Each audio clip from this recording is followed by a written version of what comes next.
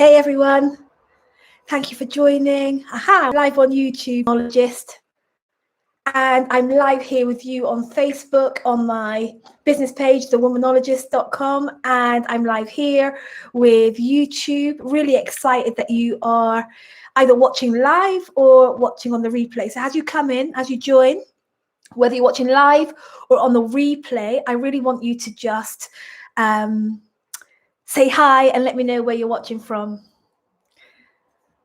I am excited about sharing with you for a few minutes, maybe not long, maybe half an hour or so. Let's just hang out.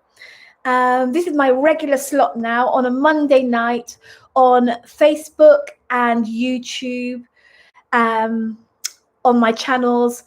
I'm going to come and just say hi and ease you on into a new week and share my thoughts and really do what we need to do to really build our capacity as women in leadership, women in senior leadership who want to change the world through our work. We're going to talk about what it's really going to take for us to show up, for us to speak up, for us to shake things up in our domain. Make the kind of changes, lead the kind of change, be the change that we want to see. I love saying to my clients and my audiences that I believe that we're being called right now to be the influencers of the change that we want to see in our world. So yeah, welcome. Thank you for joining me on Monday Night Live. Like I said, my name is Dion Johnson, also known as the Womanologist. I work with women in positions of power. And my work is really all about helping us to really reclaim a deep personal sense of our power and authority and confidence so that we can show up and we can speak up and we can shake things up through our work, through our roles as senior leaders. So thank you. I can see that you're watching here on Facebook. I'm also broadcasting on YouTube. When you join, please just say hi. Let me know that I can see you watching. So let me know who you are, where you're watching from. Can't see any comments as yet, so I'll just keep going. All right, let's just go for it. So yeah, welcome to Monday Night Live. This is going to be my regular slot, 8 p.m. GMT, or we're not far away from British summertime actually. So 8 p.m. whatever time zone we're in, 8 p.m. London time, I'll be going live every Monday. So make sure you put that in your diaries and you come and join me. And actually, it's Women's Month, isn't it? It's still Women's Month. So International Women's Month Day was last week. What a packed week that was, a brilliant week. This year's theme is Choose to Challenge. And yeah, there's so much around that. There's so much around choosing to challenge. I might talk about that next Monday again, just to round up this month. But it's been I've done a lot of talks, worked with a lot of groups, different organizations, and there's still more to come. The month is not done yet. And I'm hoping that you'll take this theme of Choose to Challenge really personally, and that it won't just be a fad or a slogan, but that it will be something that you work on developing throughout the year. 300 and whatever else days left till the next International Women's Day. We'll have another theme. But what will you do with this one? Remember last year's Each for Equal? What did you do with that one? I think it's time for us to become a kind of people who aren't going to just let these things pass by like a slogan or a fad or a trend, but that we're just going to be really serious about implementing them in our lives. All right, so enough preamble. I just really want to start off tonight by asking you a question. And the question is, does your professional life hurt? Does your professional life hurt? Are you experiencing what I call professional pain? Professional pain. So tonight I'm going to be talking about the topic of professional pain. And mine, as I say all the time, mine is a very privileged position because I get to work with some incredible women, senior women, smart women, brilliant, smart, savvy women who occupy brilliant roles of leadership. And they invite me in behind their masks, behind, into their private space. They let me come and be alongside them, and then they share with me what things are really like for them, what things are really happening. I get to see up close and personal what senior leadership means, what it's like, what the experience of senior leadership is really like for us as women in senior leadership. So that's a really privileged position. And what I know is that when it comes to professional pain, women are suffering. Women in senior leadership are suffering from professional pain.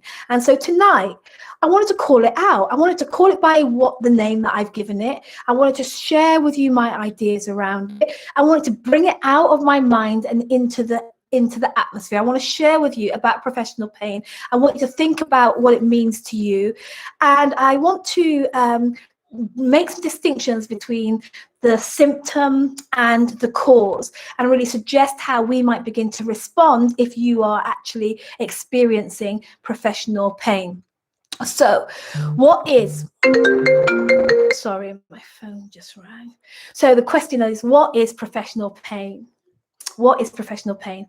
And for me, professional pain is the highly unpleasant experience caused by some aspect of our work life. It's a symptom of work-life dis-ease. So I'll say that again.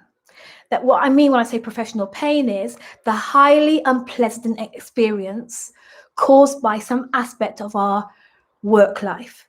So it's a symptom of work-life disease, work-life dis-ease.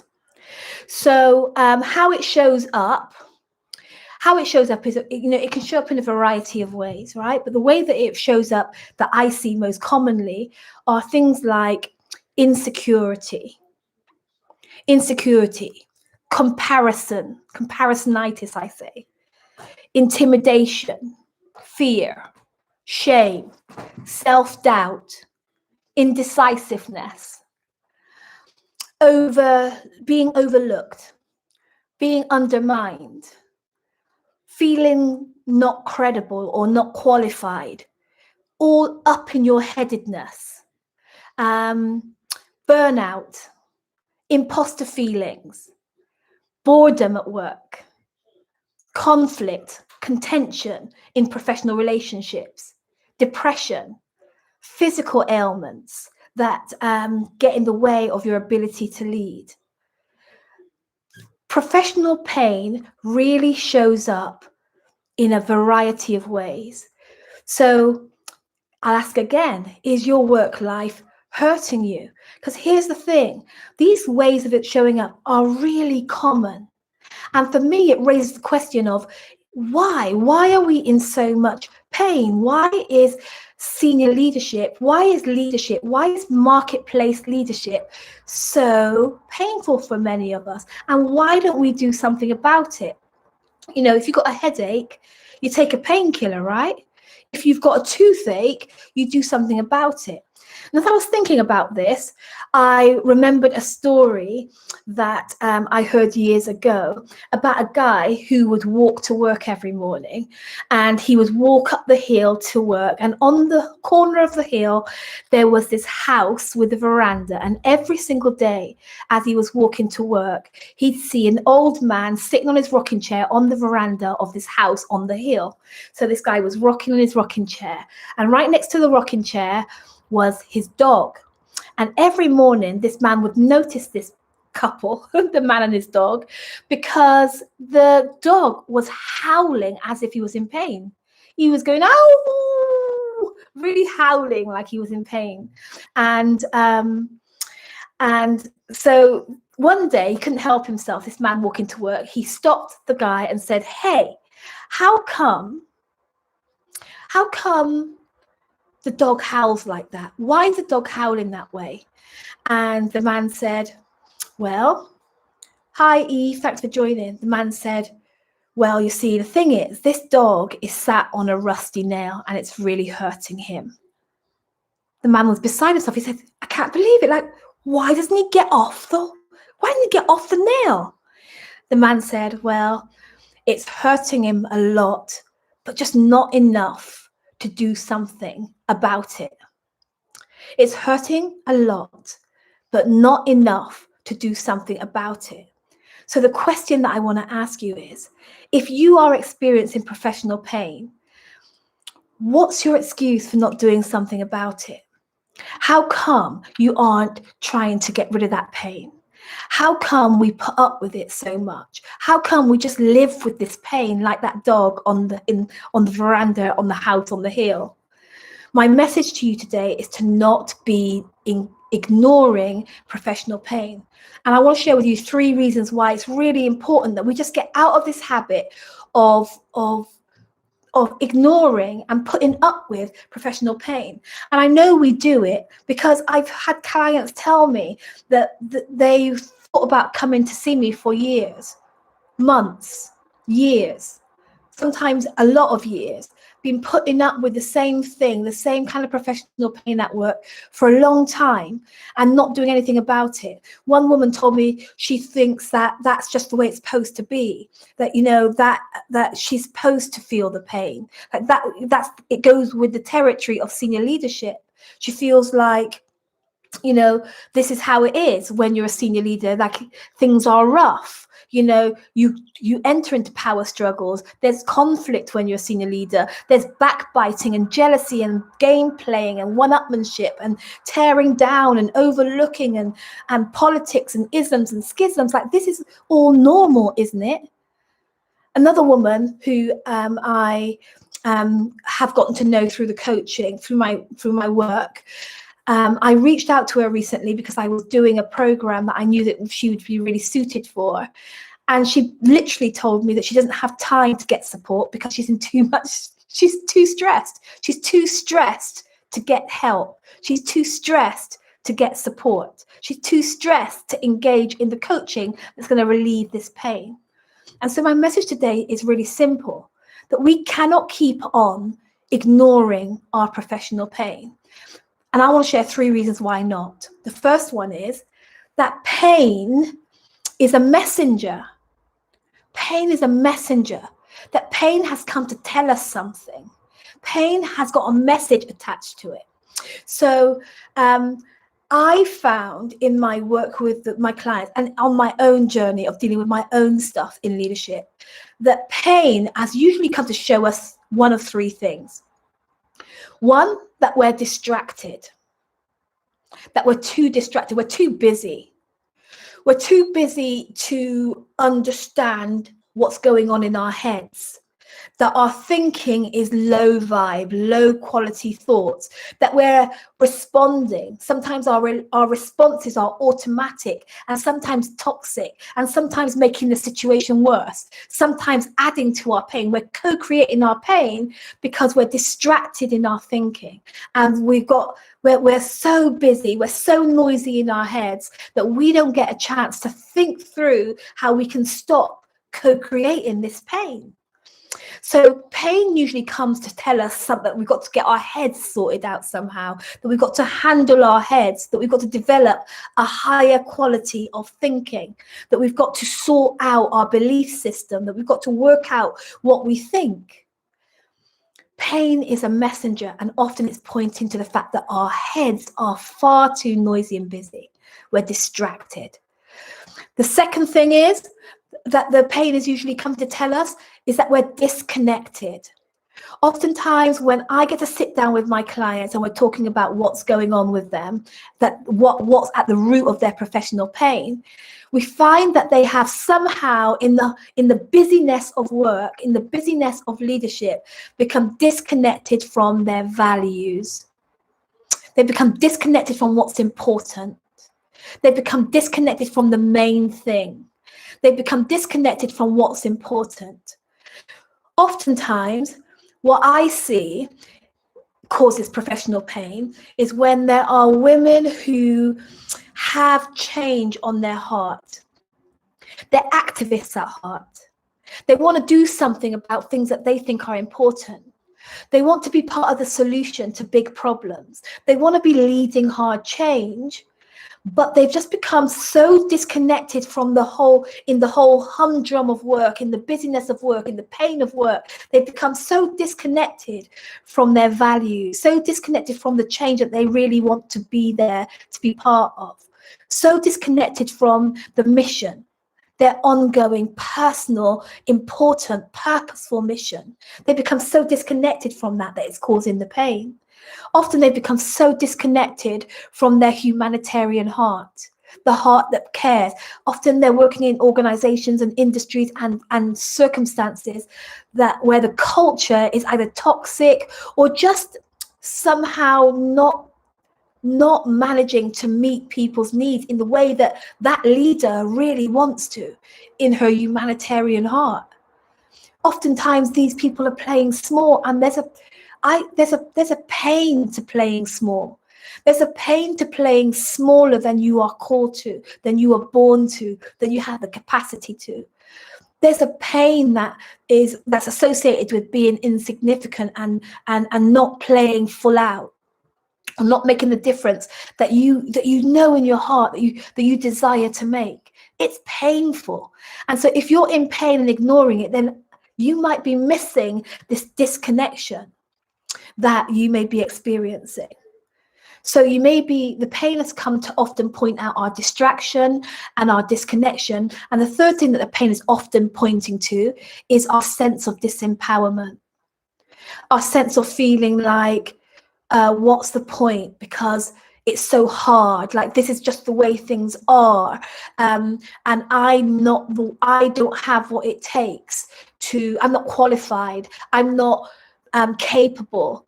I'm not able. I don't have what it takes to lead the kind of big change that's in my heart to make.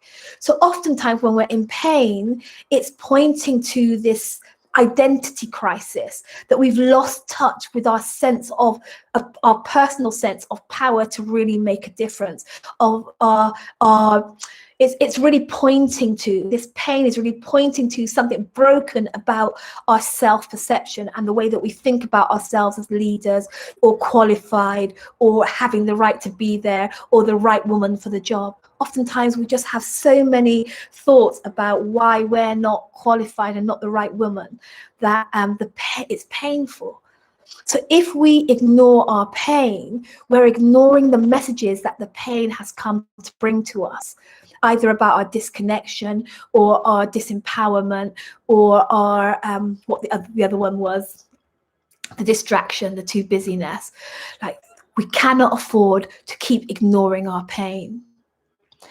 And the other thing about pain is that when we're in pain, we can't physically meet our potential. We can't physically show up in our full power. It's disabling. Pain is disabling. We can't show up. We can't speak up. We can't shake things the hell up, as I like to say, when we're in pain. Pain makes us contract. Think about when you've got a headache. You just want to go and lie down. You want to put yourself to bed. You want to curl up in a ball. You want to hold yourself. You want to be held, right? When we're in pain, we don't get to do our best work. And guess what? Right now, we really need you doing your best work. The world is upside down, and your industry, your organization, is a vehicle for that to be turned right side up. So it matters how you're in pain. You can't be functioning in alignment with your potential. And so it's really time for us to make sure that we're stopping ignoring our pain. Today, I've just come to remind you that if you are feeling professional pain, if your work life is hurting you, it's time for you to stop ignoring it. Stop sitting on that nail like that dog and putting up with it, putting up with the pain. It's not okay. So addressing the distraction, the disconnection, and the disempowerment is the stuff that your professional development is made of. In other words, if you decide to handle the cause of this pain, the distraction, the disconnection, and the disempowerment, you begin to grow in your capacity to lead hard change, in your capacity to be the influencer of the change that you want to see in the world. So I'm going to ask you again, Does your work life hurt? Is your work life painful? I want you to know tonight that it's time to stop ignoring it. I meet too many women who have just been putting up with it for years, thinking that this is just the way that it is. Here's what you need. Let yourself feel it. Stop ignoring it. Face it. Feel it. And then I want you to track and trace it. Start journaling about it. Start speaking about it. Start putting a voice to that pain that you're feeling. Track it and trace it. Journal it and begin to look for patterns. Begin to trace it back to its root. Is there a pattern that's developing every time this pain's coming up? Is it a pain that you felt in your last role or your last place? Is it something that's showing up in different areas of your life? Really exploring this pain will bring real gems as to what you're requiring, what your needs are. If you start to really explore this pain, you get to see where you need support, where you need to put your attention, where you need to create some kind of intervention or shift or change. You with me? That understanding your pain, tracking and tracing it, facing it, tracking it and tracing it is a really powerful thing that you can start doing right now to acknowledge the pain and to begin to get on top of it. I always suggest that you seek out the kind of help that can help you to look at it. I think it was Einstein, I quote him a lot recently, because he said the kind of thinking that creates a problem or a pain is not the same kind of thinking that's going to be able to change that, to heal that, to transform that. So the third tip that I have, first one is let yourself feel it. Let yourself feel it. Really face this thing. Face your pain. Then track and trace it and really see if you can see the patterns, or you can identify roots, or you can identify, cycles, or, just see what it's like. Think about it. And then seek the kind of help that the best help you can afford. Seek the kind of help that's going to help you to really dig into that pain and get a cure for it. If you have a headache, a recurring headache, you can just keep taking painkillers. And I've seen a lot of us are just numbing pain. We eat too much, we drink too much, we spend too much, we cut off our social life, we sabotage our relationships, we do what we can to just cope. That's just like taking painkillers. But at some point, you're going to have to ask yourself, where's this pain coming from and why am I having it? It's time to start to look at the cause. It's time to start to look at the root of the pain. Like, where is this coming from? I promise you that your pain has purpose. Your pain has got a message attached to it.